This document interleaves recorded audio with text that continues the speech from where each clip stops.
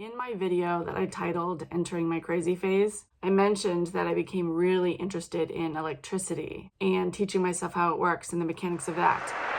I understand now that I was actually remembering these things, not learning them. I have a very deep understanding of energetics embedded into the core of my being. This is what spiritual awakening is, though. It's a remembering. You start to remember who you are and where you came from. And dormant parts of your DNA start to turn on. There's no such thing as junk DNA, by the way. This was disproven. All of our DNA has a purpose, although for many of us, a lot of it is dormant, and so that's why it was originally viewed as being junk DNA. Our DNA is actually like a conscious switchboard where it turns gene expressions on and off based on environmental and spiritual factors that trigger it. Spiritual awakening is one of those major triggers for turning on dormant DNA. Anyway, so I was going through the process of learning about all this energetic stuff, and I was blatantly reminded by Spirit that everything is energy. Electrical potential is literally everywhere. And I'm appalled that we even have to pay for it at all. Free electricity is a birthright for all beings on this planet. Knowledge on how to power our homes and communities should be widely understood and shared, but it's currently being hoarded for monetary gain. So, coming to this realization about energy, I got really interested in alternative energy solutions, but of the ancient kind. That is, the things that the pyramids, hieroglyphs, and ancient Mesopotamian reliefs allude to, as well as what is written about the ancient civilizations, such as Atlantis, and the ancient technology that Nikola Tesla tapped into, where they used sound, earth energy, sacred geometry, and crystal technology to produce free energy for the population. The feminine ways of drawing power. This is also how our ancient ancestors built much of the marvelous architecture that we still see standing today with advanced technology. So I was like a mad scientist in my office doing electrical experiments. I was in an apartment too, which is funny. I became particularly interested in piezoelectricity or piezoelectricity, however you want to pronounce it. Certain crystals, specifically quartz, tourmaline, and topaz, can generate their own voltage when subjected to mechanical stress. So mechanical stress meaning just touching it, scratching it, poking it, stepping on it, whatever. But inversely, this is the cool part, they also vibrate at a particular frequency when subjected to electrical current. It is for this reason that quartz crystals are used in watches to keep time. What's even more interesting is that majority of the human body is piezoelectric. So just this, got a little suntan there, is causing me to produce energy. Keep this fact in mind because it's going to come up later in the video. While I began to understand that free and clean energy is 100% possible for our communities, I also learned that it is directly linked to freeing our own energy as human beings. Until we are free, we cannot use these ancient technologies because we are bound with our proverbial hands tied behind our backs. We do not have the bandwidth required to even access this kind of information, never mind the energetic capacity to handle it once we do have it. The atheist Brittany from 7 years ago would have been like, this sounds a lot like the idea of needing to be saved, which I think is a bunch of bullshit. We are already free. We're actually not, though, atheist Brittany. And I'll explain why. We live in a system that siphons our energy. Much like the movie The Matrix, this was actually what The Matrix was made about, this very topic that I'm talking about, but it's not in a literal physical sense.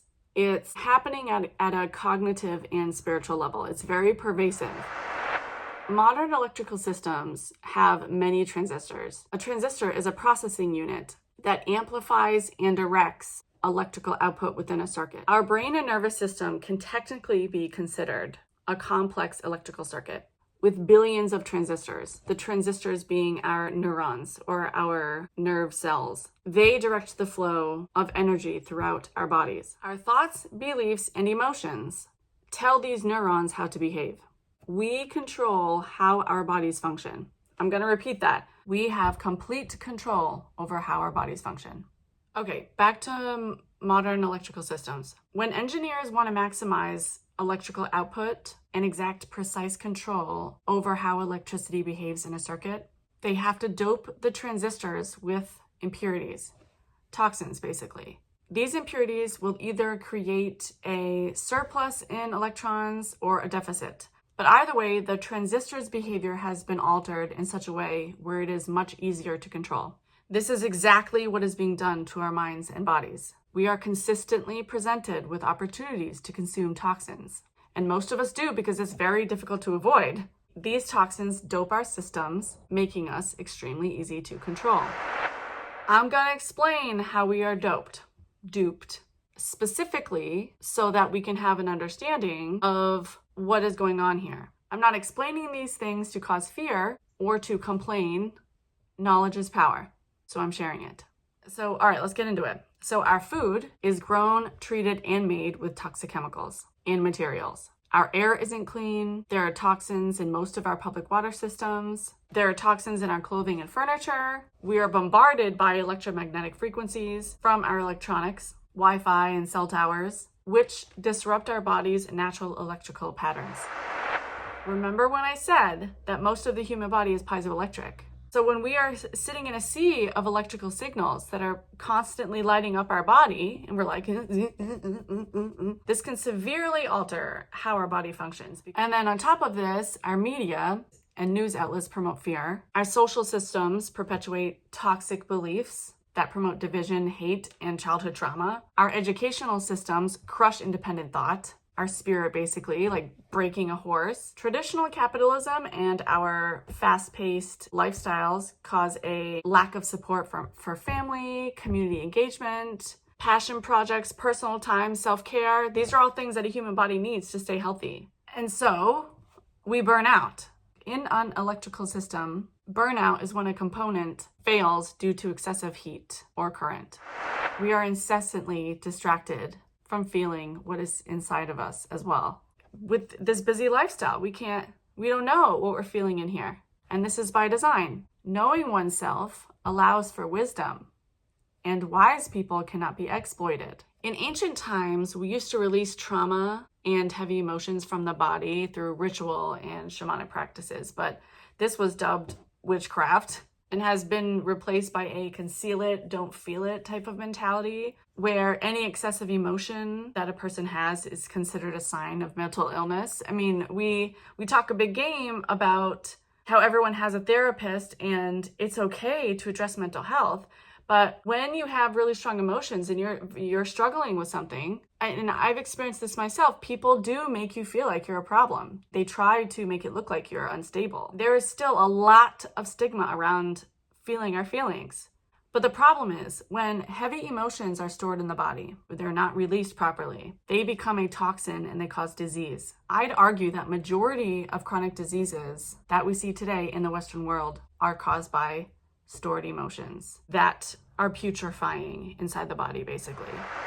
Our bodies are incredibly efficient at purging toxins, even high levels of toxins. What we're experiencing today, though, is beyond high. Toxic input is hitting us from every angle, and it's destroying our nervous systems. That's what's happening. So eventually, people's bodies can't keep up with it, and they start to break down, presenting with disease, exhaustion, fatigue, lack of zest for life.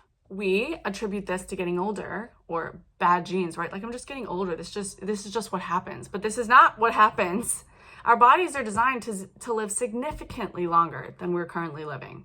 And as I said before, DNA is not a fixed system. You're not just at the mercy of your genes and what you're born with, because these things turn on and off. They change roles. They shuffle as needed. So our bodies get inundated with toxic thought processes and actual chemical toxins and EMF radiation, and we get sick and we go to the doctor and we get prescribed medications that just mask the symptoms, but they don't actually address the core problem, which is toxicity. We're trying to treat toxicity with more toxicity, and these medications end up just making people sicker in the long run. But this, again, is by design, right? Because There is a massive detriment to the population when our healthcare is monetized.